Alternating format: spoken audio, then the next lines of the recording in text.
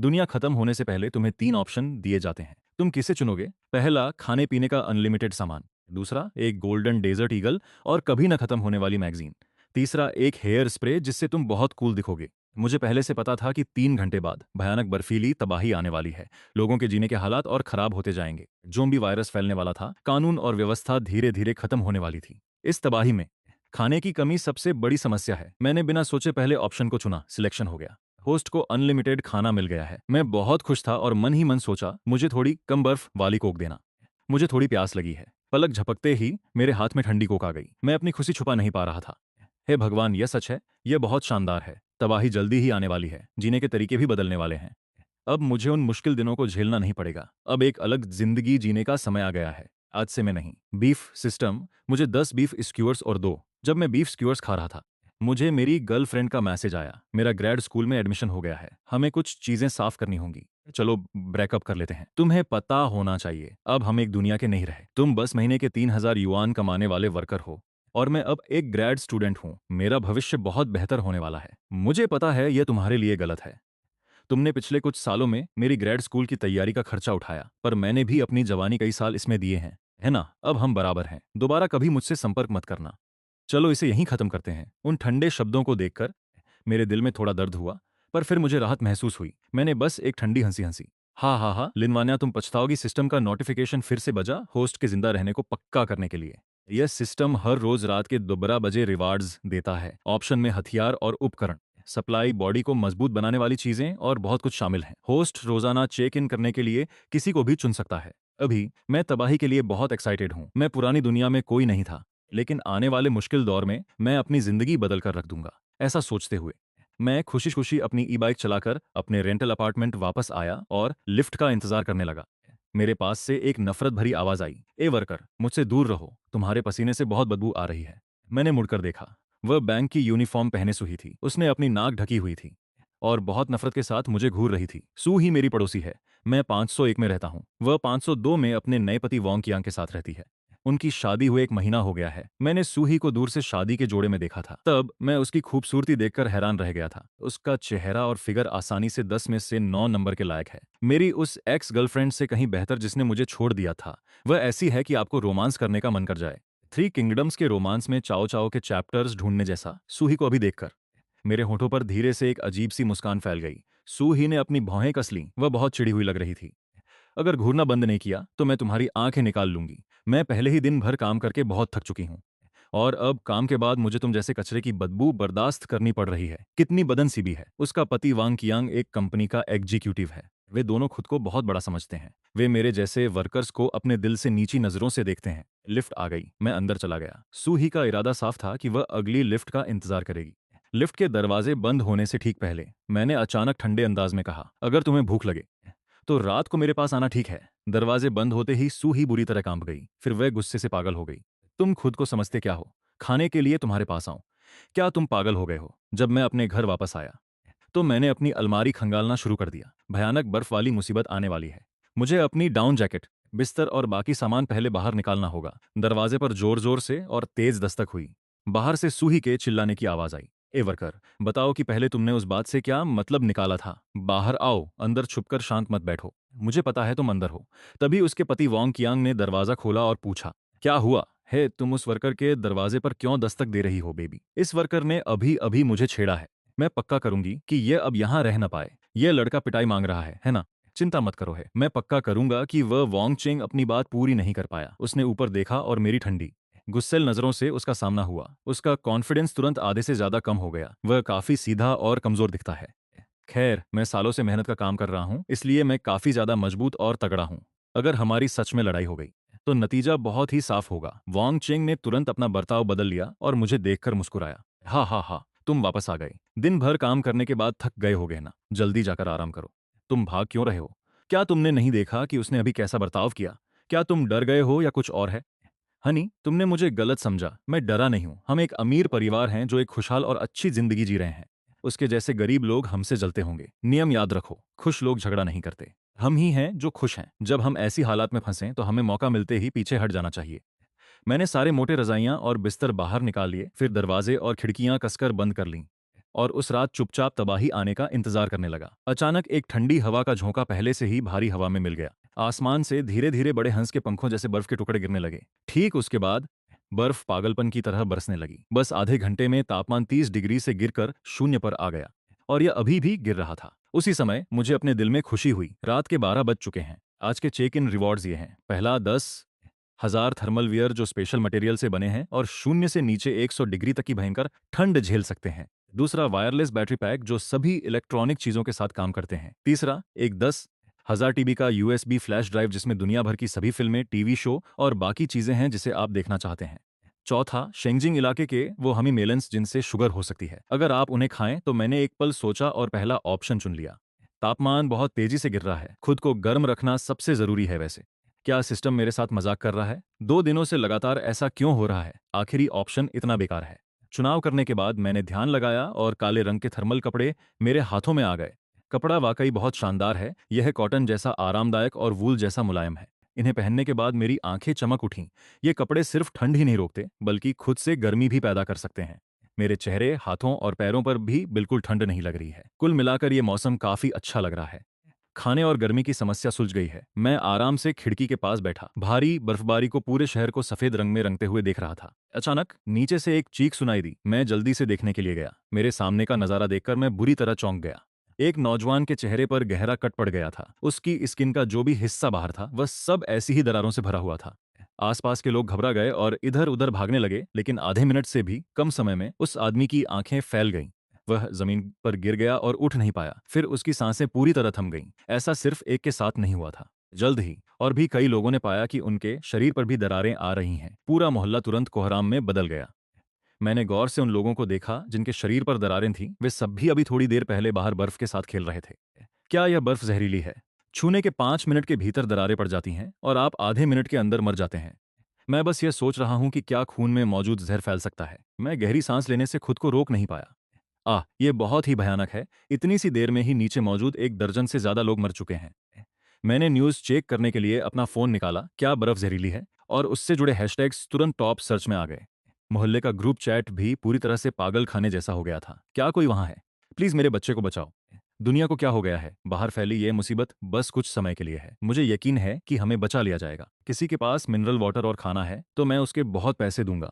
समझदार लोग समझ चुके हैं कि यह ऐसी मुसीबत नहीं जो जल्दी टल जाएगी। बर्फबारी शुरू हुए सिर्फ 1 घंटा हुआ है और बर्फ आधा मीटर जम चुकी है और इसके रुकने के कोई चांस नहीं दिख रहे हैं। मैंने दरवाजों और खिड़कियों को चेक किया ताकि बर्फ अंदर ना आ सके। फिर मैं बिना टेंशन के सो गया। अगली सुबह 8 बजे मैं सही टाइम पर उठा। मैं खिड़की के पास गया और बाहर देखा। मैं हैरान रह गया। कल वाली वो लाशें पूरी तरह बर्फ में दब चुकी थीं। बर्फ का ढेर पहली मंजिल के ऊपर तक हो गया है। तापमान भी गिरकर -30 डिग्री पहुंच गया है। राहत की बस एक ही बात है कि अभी बर्फबारी रुक गई है। पता नहीं अगली बार कब शुरू होगी। घर की चीजें चेक की। जैसा सोचा था बिजली, पानी और गैस सब कट चुकी है। यह जानलेवा ठंड ही बहुत डरावनी है। अब ऊपर से बिजली भी चली गई है। इस कड़ाके की ठंड में लोग सिर्फ अपनी जैकेट के सहारे टिक सकते हैं, लेकिन कितने लोग असल में इसे झेल पाएंगे? मुझे डर है कि आज बहुत से लोग ठंड से जमकर मर जाएंगे। मुझे कोई घबराहट नहीं है। मैं घर पर हॉट पॉट खा रहा हूँ और गर्म चाय पी रहा हूँ।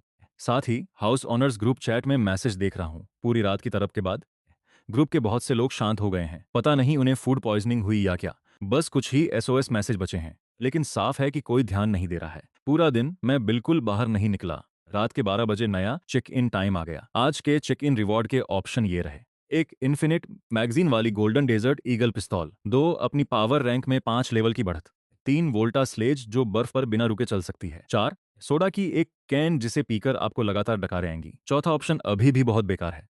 मुझे वो गोल्डन डेजर्ट ईगल बहुत चाहिए, लेकिन मैंने दूसरा ऑप्शन चुना। इस चेक इन को देखते हुए ऐसा लग रहा है कि रिवार्ड्स बार बार सामने आ सकते हैं, तो घबराने की जरूरत नहीं है। मैं इन्हें अगली बार जब ये पॉप अप होंगे तब चुन सकता हूँ। जहां तक इस पावर लेवल अप विकल्प की बात है, सच कहूं तो यह काफी साईफाई है। मेरे सिलेक्शन को कंफर्म करने के बाद मुझे अचानक अपने शरीर में जबरदस्त ऊर्जा महसूस हुई। मैंने लकड़ी की मजबूत डाइनिंग टेबल पर घूंसा मारा। टेबल का कोना तुरंत टूट गया। मैं इससे बहुत खुश हूँ। यह पावर बूस्ट ताकत समेत हर चीज कवर करता है, जिसमें स्ट्रेंथ भी शामिल है। वह घूंसा मारने के बाद मेरे हाथ में बिल्कुल भी दर्द नहीं है। 3 दिन और बीत गए। मैं अभी भी बाहर नहीं गया। बाहर भारी बर्फबारी कभी रुक रही है तो कभी चल रही है। बर्फ लगभग मेरे अपार्टमेंट की खिड़की तक पहुंच गई है और आखिरकार मैंने इसे फिर से पॉप अप होते देख लिया। वह गोल्डन डेजर्ट ईगल जिसे मैं बहुत ज्यादा चाहता था। मुझे शार्प शूटर टैलेंट स्किल भी मिल गई जो कभी मिस नहीं होती। तीसरे रिवार्ड के लिए मैंने कांस्टेंट टेम्परेचर स्टोव चुना। यह चीज एक कमल के फूल जैसी दिखती है। यह सिर्फ एक हथेली के साइज की है। इससे हल्की नीली रोशनी निकलती है।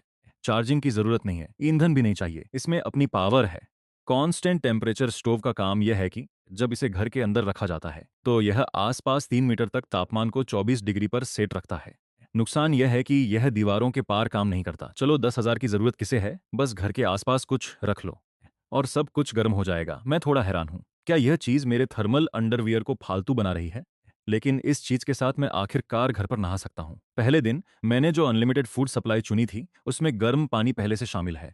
इस वक्त मेरे फोन में थोड़ी सी बैटरी बची है। मैंने देखा कि होमओनर्स ग्रुप में किसी ने अंडरग्राउंड गैरेज में सामान बदलने का सुझाव दिया है। ये काफी सही कदम है। भले ही अंडरग्राउंड गैरेज बाहर से जुड़ा हुआ है, सभी एंट्री और एग्जिट बर्फ से ब्लॉक हो चुकी हैं।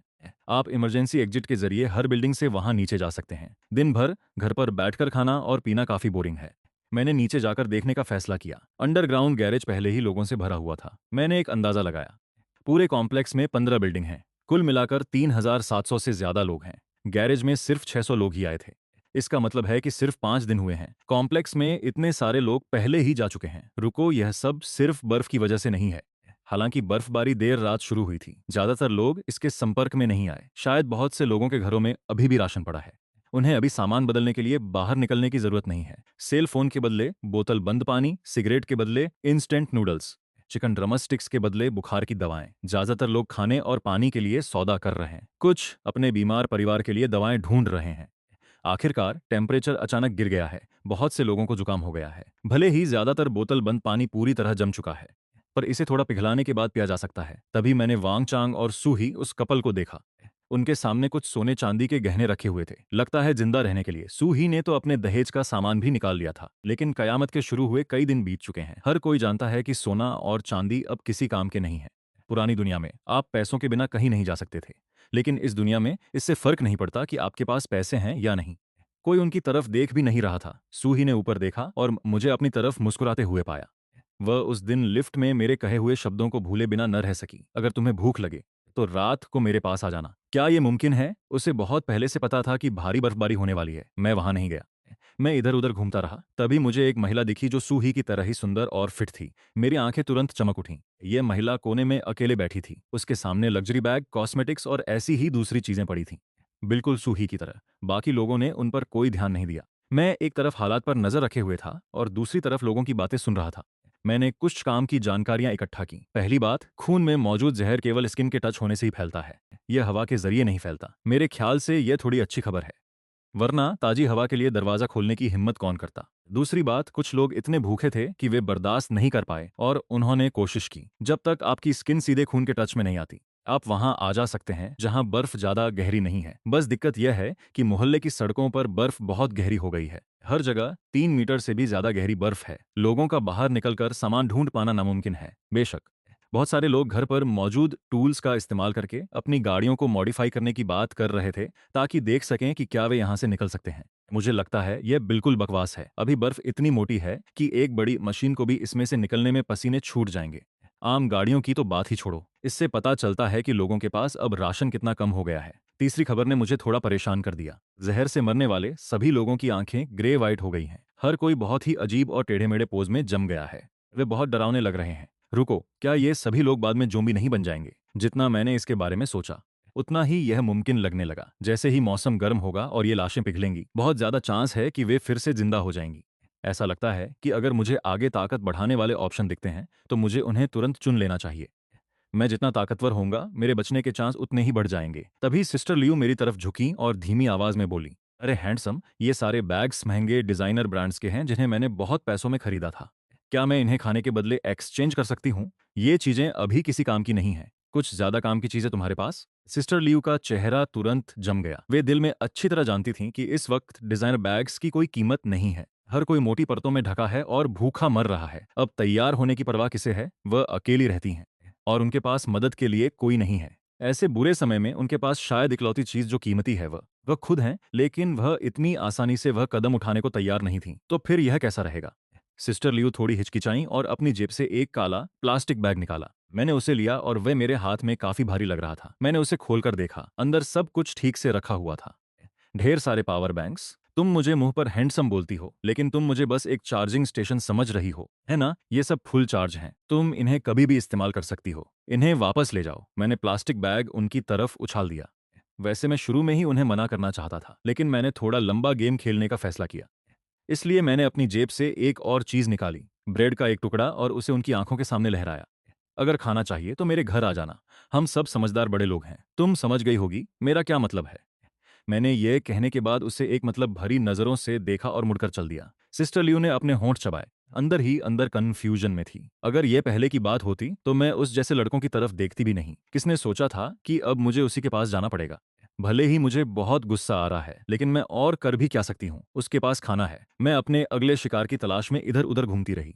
2 मिनट भी नहीं हुए थे कि अचानक 3 हट्टे कट्टे लोग बिल्डिंग 7 के इमरजेंसी एग्जिट से बाहर निकले। उनके हाथों में किचन नाइफ थे। उनका लीडर ब्रदर लॉन्ग एक खूंखार गुंडे जैसा दिख रहा था। उसे देखकर ही पता चल जाता था कि वह किसी मुसीबत से कम नहीं। चलो लड़कों, उसने सबसे पास वाले स्टॉल की तरफ धावा बोल दिया। स्टॉल की मालकिन 70 साल की एक दादी थी। उनके स्टॉल पर बुजुर्गों वाला मिल्क पाउडर का एक डिब्बा रखा था। ब्रदर लॉन्ग ने उसे तुरंत छीन लिया। मुझे वापस कस कर दो, वह मेरा है। दादी ने ब्रदर लॉन्ग का हाथ पकड़ लिया। मिल्क पाउडर वापस पाने की कोशिश कर रही थी। खाना पाने के लिए वही उनकी इकलौती उम्मीद थी। ब्रदर लॉन्ग की आंखों में एक ठंडी चमक आई। उसने किचन नाइफ उठाया और नीचे वार कर दिया। दादी बिना कोई आवाज किए नीचे गिर गई। उसने किसी को मार डाला। मुझे नहीं पता किसने चिल्लाया कि उसने किसी की जान ले ली है। भीड़ तुरंत डर गई और घबराहट में इधर उधर भागने लगी। मैं बिल्कुल भी नहीं डरा।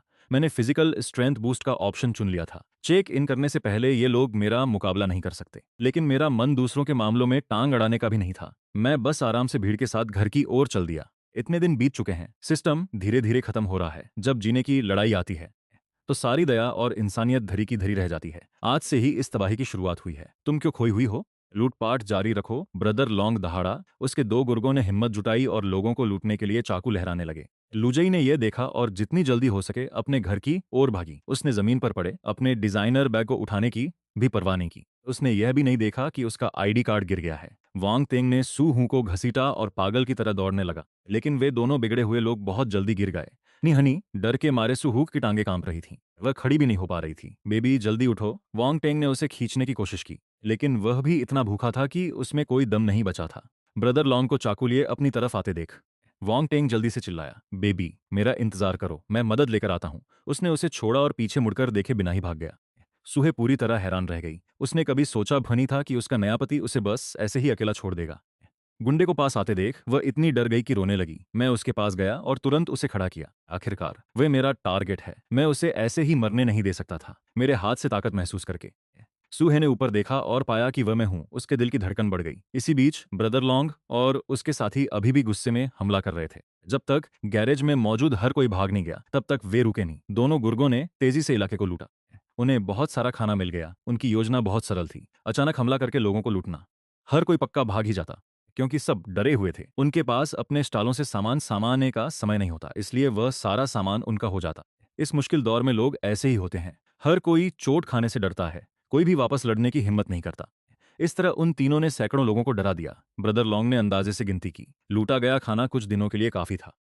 कुछ दिन, लेकिन उसके बाद मामला मुश्किल हो जाता। ये लोग शायद दोबारा बाहर निकलने की हिम्मत नहीं करेंगे। हमें ज्यादा खाना पाने के लिए दरवाजे तोड़ने पड़ेंगे। तभी एक गुर्गा हाथ में एक आईडी कार्ड लेकर दौड़ता हुआ आया। बॉस, मुझे कुछ अच्छा मिला है। ओ, ये तो एक खूबसूरत औरत है। आईडी की फोटो झूठ नहीं बोलती। इस लड़की का नाम लुईगी है। वह बहुत ही सुंदर है। अफसोस कि हमें नहीं पता वह किस बिल्डिंग और यूनिट में रहती है। बॉस, अगर हम उसे पकड़ लें तो क्या मुझे भी मौका मिलेगा? आराम करो। मैं अपने भाइयों के साथ हमेशा उदार रहता हूँ, लेकिन कोई जल्दबाजी नहीं। पहले जो खाना हमें मिला है उसे वापस ले चलते हैं।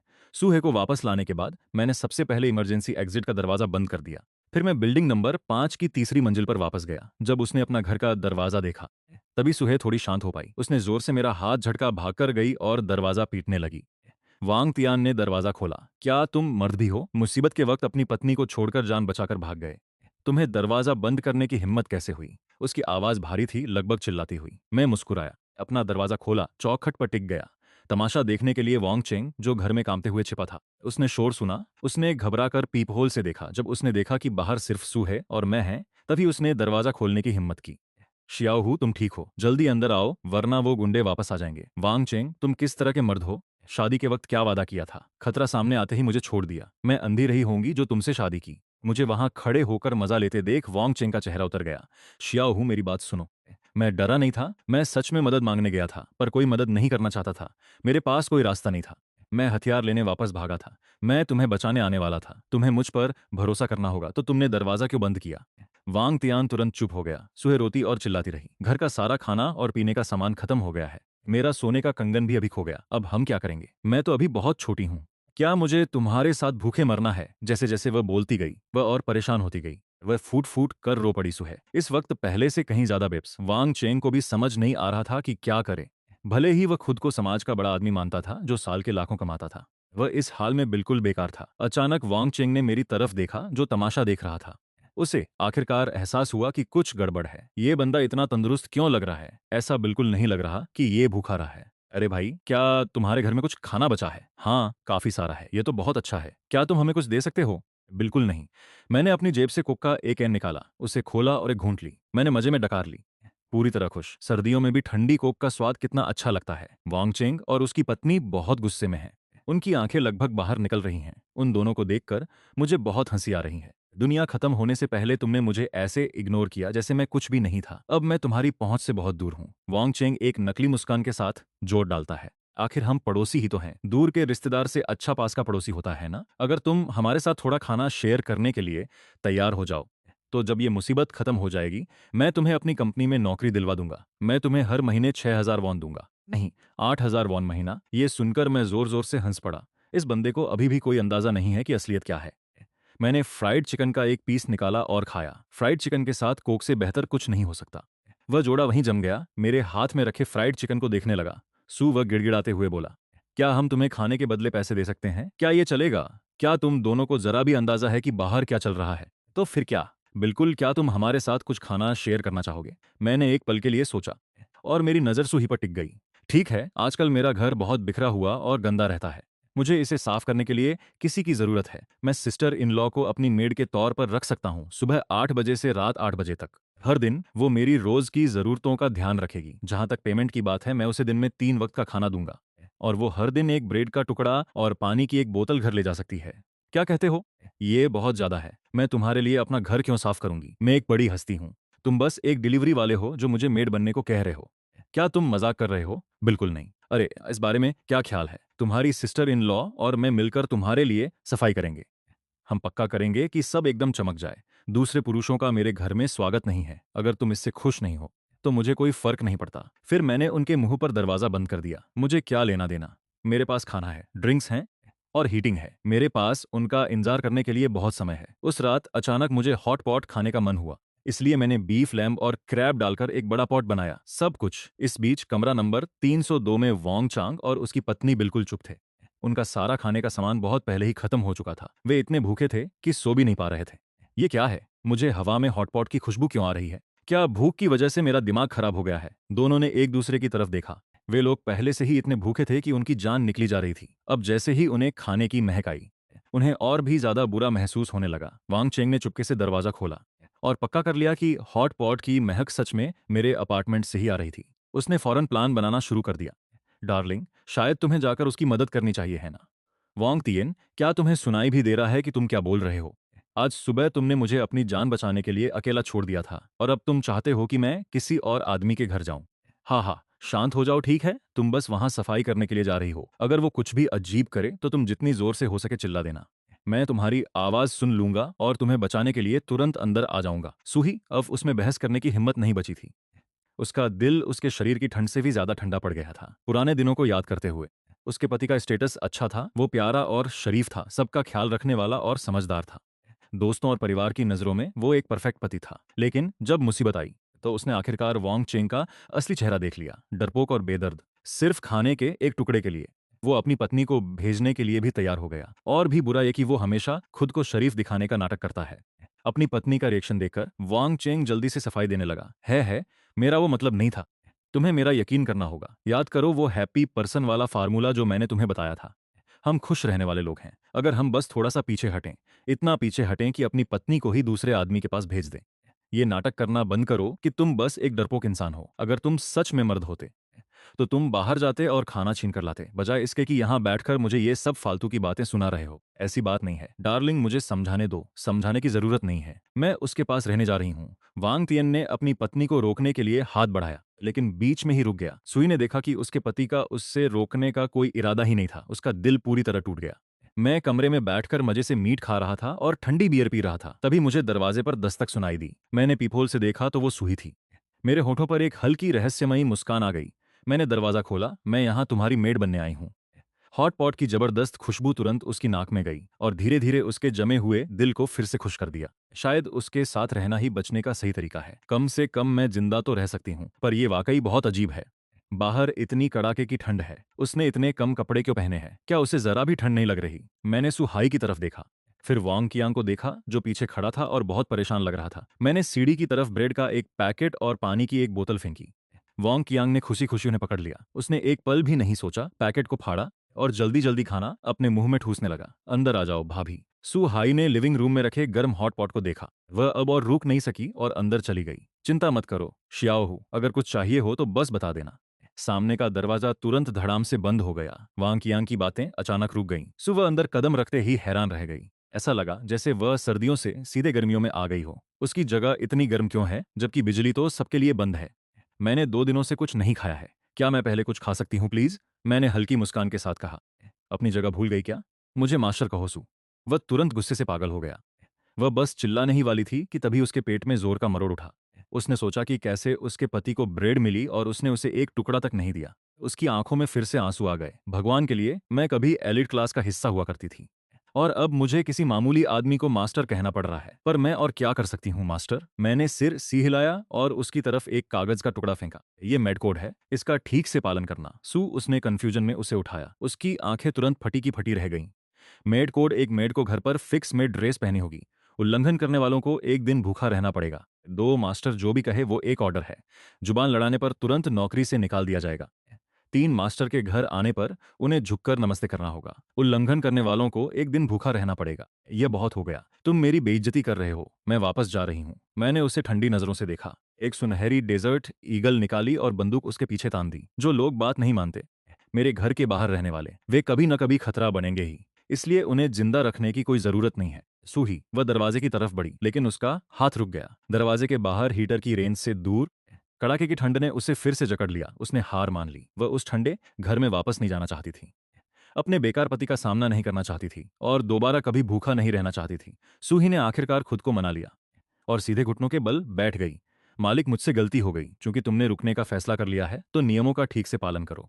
चूंकि यह तुम्हारी पहली गलती है, मैं इस बार तुम्हें छोड़ देता हूँ। बदतमीज, मुझे कभी भी मौका मत देना, वरना मुझे नाराज करने की तुम्हें भारी कीमत चुकानी पड़ेगी। 1 घंटे बाद मैं खा पीकर पेट भर चुका था।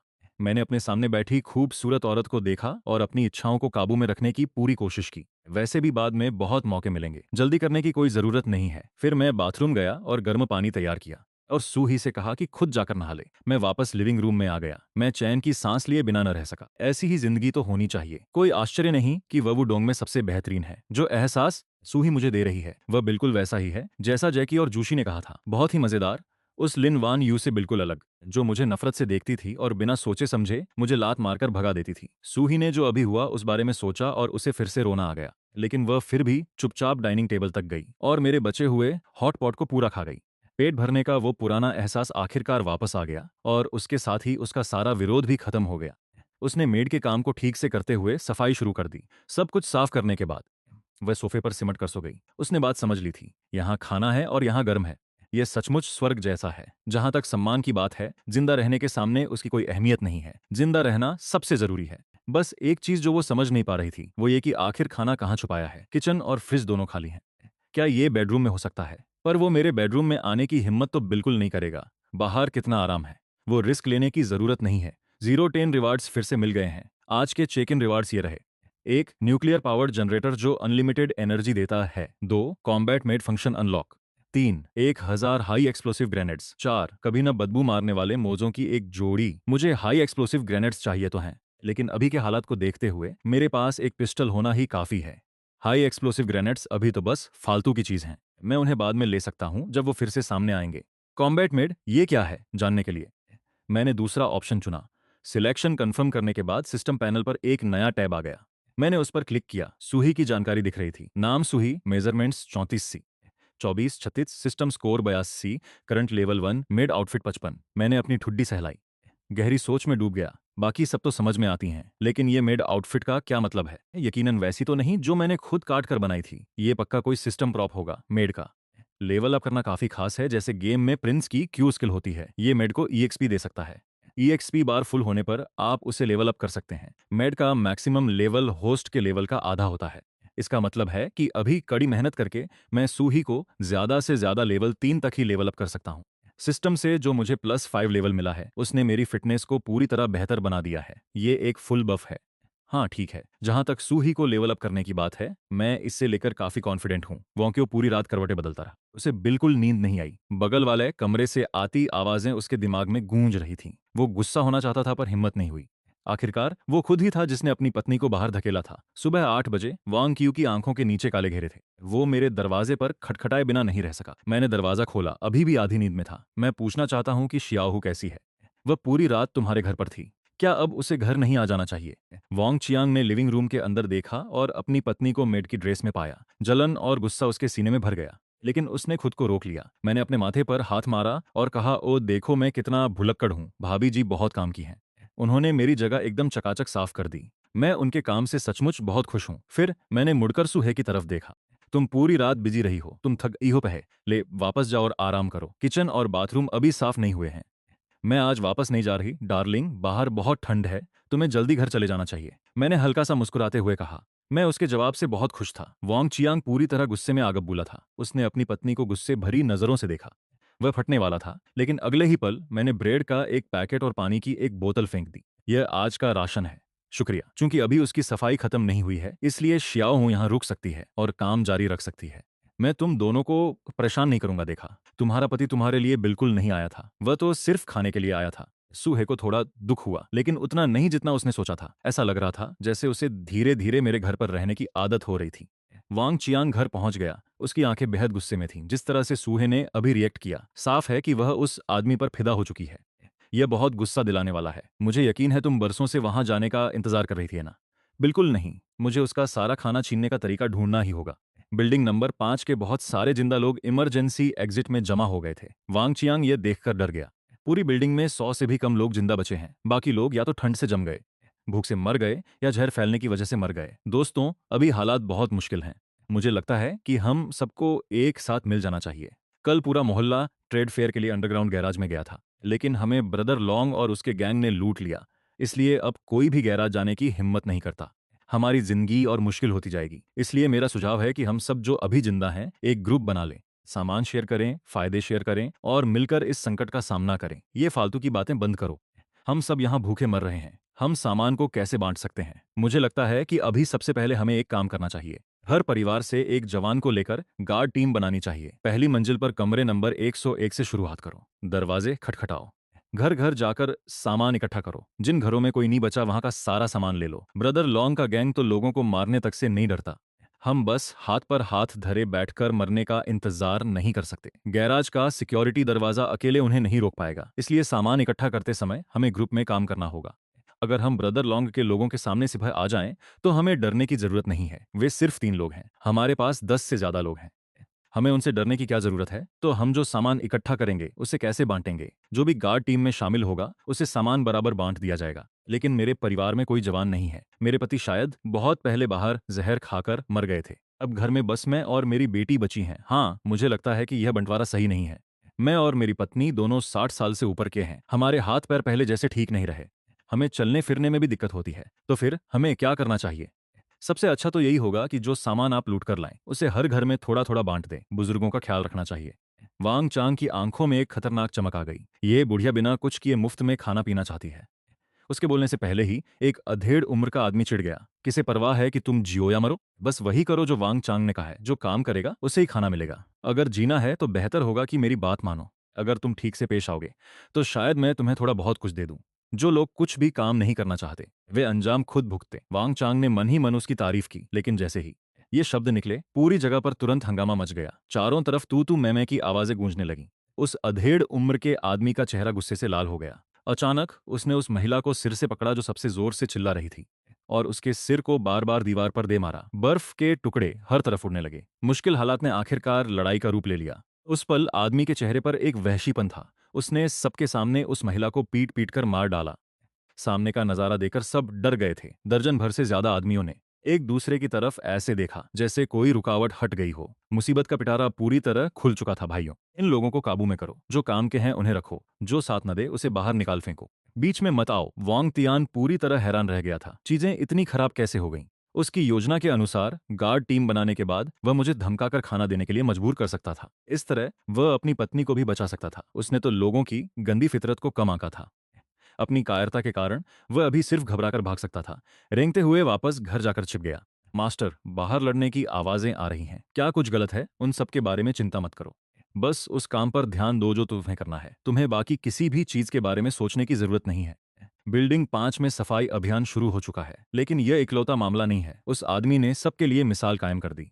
जियायुआन कम्युनिटी के लोग, दूसरी बिल्डिंगों के आदमी, सबने टीमें बनाना शुरू कर दिया। घर घर जाकर खाना ढूंढने लगे। बाहर पूरी तरह अफरा तफरी थी। लियू जी बिल्डिंग 3 के रूम 403 में अकेली रहती है। वह एक फीमेल स्ट्रीमर है। उसे स्नैक्स खाना पसंद है। आम तौर पर उसके पास घर में काफी स्टॉक रहता है, इसलिए वह बाकियों के मुकाबले ज्यादा समय तक टिक पाई। लेकिन अब लियू जी की मुसीबत नजदीक है। बिल्डिंग 3 में भी 20 से ज्यादा आदमियों की एक टीम है जो अभी घर घर जाकर दरवाजे खटखटा रही है। आप अंदाजा लगा सकते हैं कि आगे क्या होगा। पीपहोल से लियू जी ने देखा कि रूम 401 का दरवाजा तोड़ा जा रहा है। अपनी पड़ोसी की चीखों से वह कांप उठी। लियू जी सोचती है कि वह पड़ोस वाली औरत से कहीं ज्यादा सुंदर है। अगर ये आदमी उसे ढूंढ लेते हैं तो उसका अंजाम शायद और भी बुरा होगा। अचानक लियू जी को कल अंडरग्राउंड पार्किंग गैरेज में मिला वह आदमी याद आया। उसने कहा था कि वह रूम 301 बिल्डिंग 5 में रहता है। उसे किसी तरह उससे मदद मांगनी होगी। बाहर की हलचल देखकर वे किसी भी वक्त उसका दरवाजा खटखटाएंगे। लियू जी तुरंत बालकनी की तरफ भागी। गनीमत है कि आज बर्फ नहीं गिर रही है। उसने सावधानी से खिड़की से बर्फ साफ की।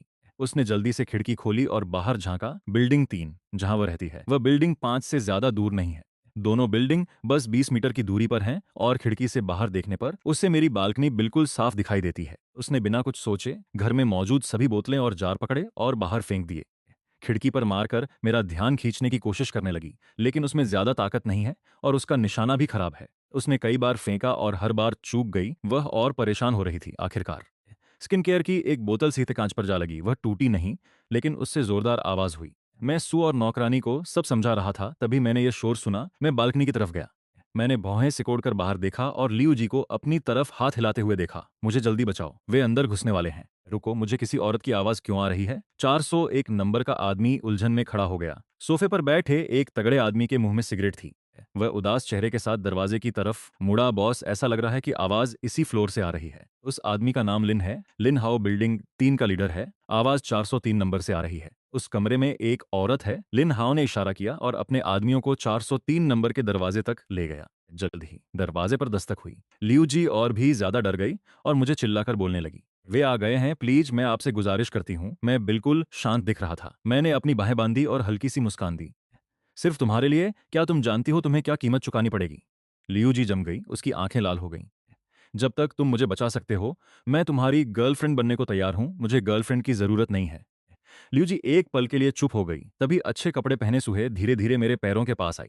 यह देखकर लियू जी पूरी तरह हैरान रह गई। सूहे की ड्रेस को देखकर लियू जी के होश उड़ गए। क्या उसे ठंड नहीं लग रही? क्या वह कोई सुपर ह्यूमन है? मैं मुस्कुराया और धीरे से सूहे के बालों पर हाथ फेरा। फिर लियू जी को देखा। मैं तुम्हें बचा सकता हूँ, शर्तें वही हैं जो उसकी थी, है ना? तभी दरवाजा तोड़ दिया गया। लिन हाओ अपने आदमियों के साथ अंदर आता है। वह लियू जी को बालकनी पर झुका हुआ और मदद के लिए चिल्लाते हुए देखता है। पहली नजर में कमरा लुआजिया के पोस्टरों और तस्वीरों से भरा दिखता है। उसकी खूबसूरती और शानदार बॉडी देखकर सब एक्साइटेड हो जाते हैं। मुझसे दूर रहो, रिलैक्स रहो, मैं इन्हें तुम्हारा ख्याल रखने दूंगा। मैं वादा करता हूं, तुम जो कहोगी मैं वो करूंगी। अगर उसके जैसा भी बनना पड़े तो ठीक है। अगर मैं इस आदमी के साथ रहूं तो शायद मुझे सिर्फ इसी एक आदमी को संभालना पड़ेगा। अगर मैं इन लोगों के हाथ लग गई तो पता नहीं कितनों को संभालना पड़ेगा। लिन हाओ कंफ्यूज दिखता है और तेजी से लुआजिया की तरफ बढ़ता है। तुम किसके लिए मदद मांग रही हो? इससे पहले कि उसका हाथ ल्यूजी को छू पाता, वो डर के मारे सामने वाली बिल्डिंग की तरफ देखता है और एक लड़के को खिड़की पर चढ़ते हुए देखता है जो कूदने की तैयारी कर रहा है। अगले ही पल एक जोरदार धमाका होता है। मैं अचानक छलांग लगा देता हूँ, दोनों बिल्डिंग्स के बीच की जगह के ऊपर से उड़ते हुए सीधा 403 नंबर की बालकनी की तरफ जा रहा हूँ। लिन हाओ हैरान है और उसके तुरंत बाद 44 नंबर का एक पैर उसके चेहरे पर जोर से लगता है। तेज टक्कर से वो वहीं हवा में उड़ जाता है। और बाकी कई लोगों को भी नीचे गिरा देता है। मैं आराम से अपने पैरों पर लैंड करता हूँ। मैं भी मन ही मन थोड़ा हैरान हूँ। मैं अभी सिर्फ लेवल 6 पर हूँ और इतना पावरफुल हो गया हूँ। मुझे बस एक अचानक महसूस हुआ कि मैं कूद सकता हूँ। मैंने सोचा नहीं था कि मैं ये सच में कर पाऊंगा। सिस्टम वाकई कमाल की चीज है भाई साहब। ये 20 मीटर से ज्यादा की दूरी थी। मैं तो अब लगभग उड़ने जैसा हो गया हूँ। ल्यूजी का दिमाग लगभग काम करना बंद कर देता है। वो खाली नजरों से मुझे देख रही है जो उसके सामने खड़ा हूँ। तुम यहाँ कैसे आए? लिन हाउ उठने की कोशिश करता है और थोड़े डर के साथ मेरी तरफ देखता है, लेकिन जब उसे याद आता है कि उसके साथ 20 से ज्यादा आदमी हैं जो सब चाकू लिए हुए हैं, तो उसका कॉन्फिडेंस फिर से बढ़ जाता है। ओए लड़के, तू हीरो बनकर लड़की को बचाना चाहता है? पहले ये देख ले कि हम कितने लोग हैं। बस अपने हाथ ऊपर कर और सरेंडर कर दे। उसके ऑर्डर पर वो रे आदमी अपने हथियार जैसे किचन नाइफ और फ्रूट नाइफ बाहर निकाल लेते हैं और मेरी तरफ झपटने की तैयारी करने लगते हैं। बिल्कुल सही टाइमिंग है। अब मैं चेक कर सकता हूँ कि मैं आखिर कितना पावरफुल हूँ। मैं शैतानी अंदाज में मुस्कुराता हूँ और अपने होठों को चाटता हूँ। मेरा गन चलाने का कोई इरादा नहीं है। मैंने अपनी मुट्ठी भींची और सबसे पास वाले बंदे को मुक्का जड़ दिया। लिन हाओ का जबड़ा लगभग जमीन पर ही गिर गया। ये सिर्फ सुपरह्यूमन नहीं है, ये तो तबाही है। इसकी ताकत पागल कर देने वाली है। लियू जी की आंखें ऊपर चढ़ गईं और वह बेहोश हो गई। मैंने अपनी मुट्ठी को थोड़े झटके से देखा। फिर मैंने वह किचन नाइफ उठाया जो उस आदमी ने गिरा दिया था और उनकी तरफ ठंडी मुस्कान के साथ देखा। अरे दोस्तों, तुम्हारी डिलीवरी आ गई है। मैं अभी तुम्हें निपटा देता हूँ। मेरे शब्द इस वक्त किसी शैतान की फुसफुसाहट जैसे लग रहे थे।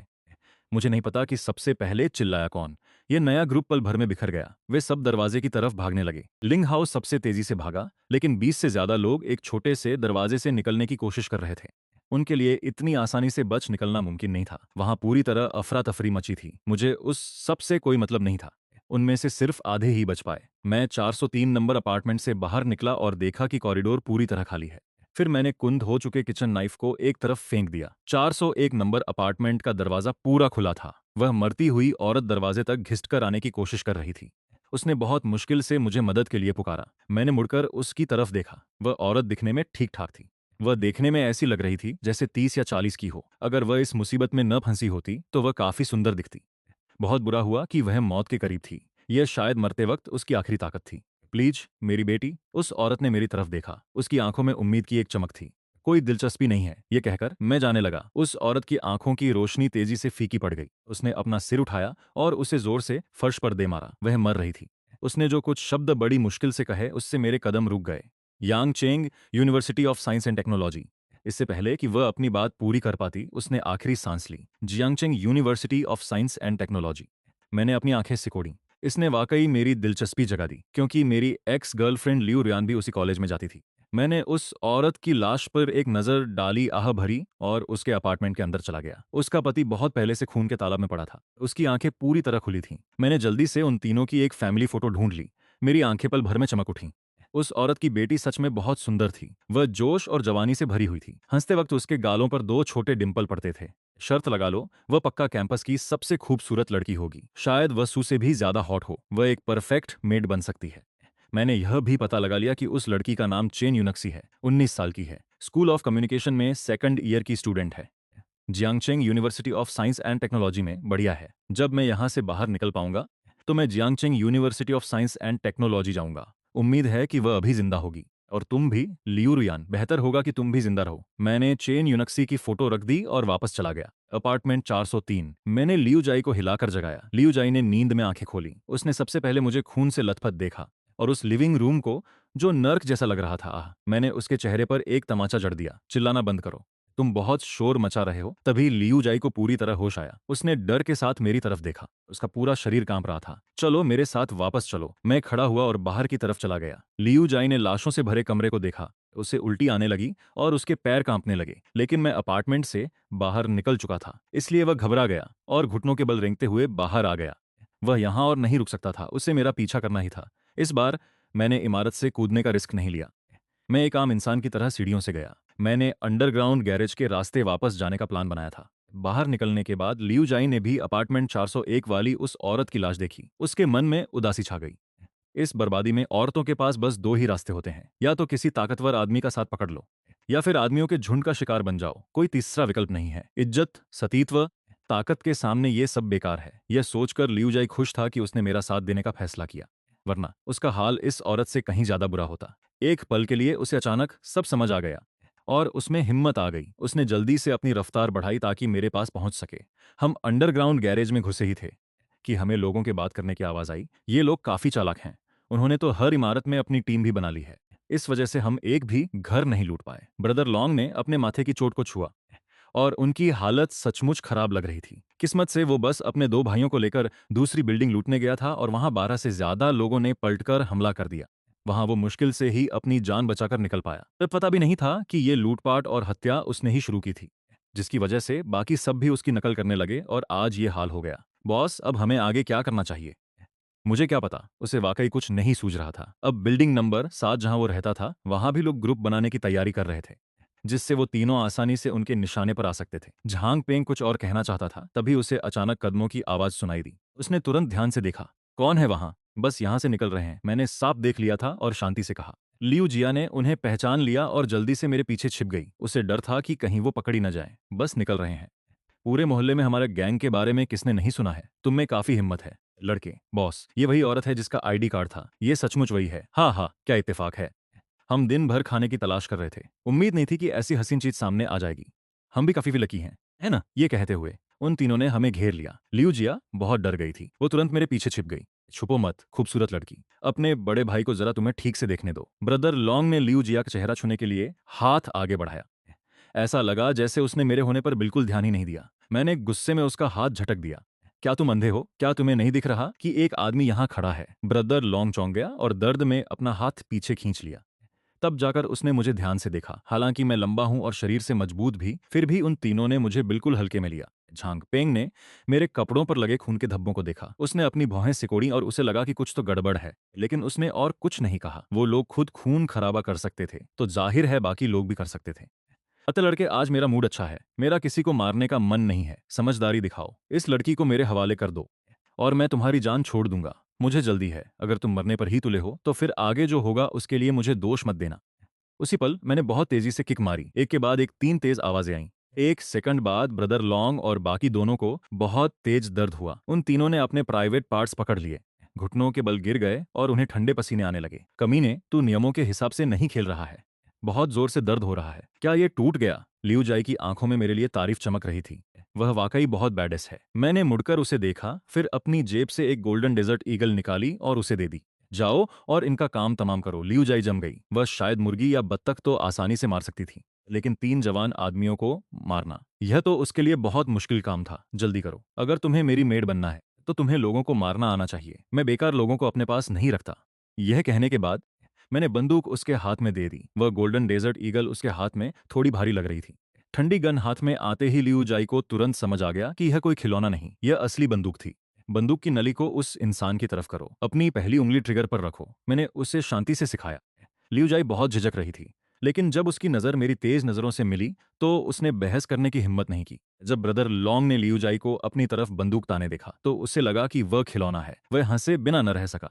तुम किसे डराने की कोशिश कर रही हो? मैं डर डर के बड़ा नहीं हुआ हूं। मैं तुम्हें याद रखूंगा। दम है तो मुझे मार दो, वरना मैं तुम्हें दिखाऊंगा कि मैं क्या कर सकता हूं। लियू जाई एक पल के लिए हैरान रह गई। उसके दिल का डर अचानक गायब हो गया। उसकी जगह गहरे गुस्से ने ले ली। मैंने उसके कान में कहा, यह आदमी बहुत ही घटिया इंसान है। गोली चलाओ।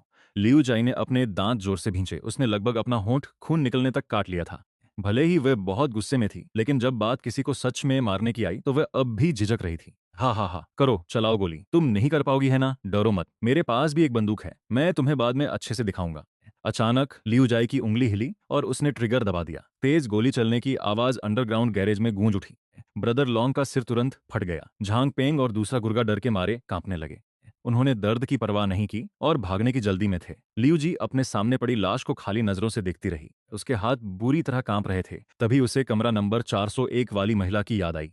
उस महिला के पास लड़ने की कोई ताकत नहीं थी और आदमियों के एक ग्रुप ने उसे उसे तड़पा तड़पा कर मार डाला था। चूंकि उसके सामने खड़े आदमी ने उसे लड़ने की हिम्मत दी थी, इसलिए उसे जल्द से जल्द यह सीखना ही था, वरना उसका हाल भी उसी महिला जैसा होगा। लियू जी की सोच बहुत तेजी से बदली। वह तुरंत झांग पेंग के पीछे भागी, बंदूक उठाई और चला दी। झांग पेंग जितनी तेजी से हो सके आगे की तरफ रेंग रहा था। यह गोली सिर्फ उसकी जांघ में लगी। इससे उसे बहुत ज्यादा दर्द हुआ। मुझे मत मारो। लियू जी ने उसे खत्म करने के लिए एक और गोली चला दी। झांग पेंग बिल्कुल शांत हो गया। ठीक है, वह मर चुका है। मैंने सराहना में सिर हिलाया और बंदूक वापस ले ली।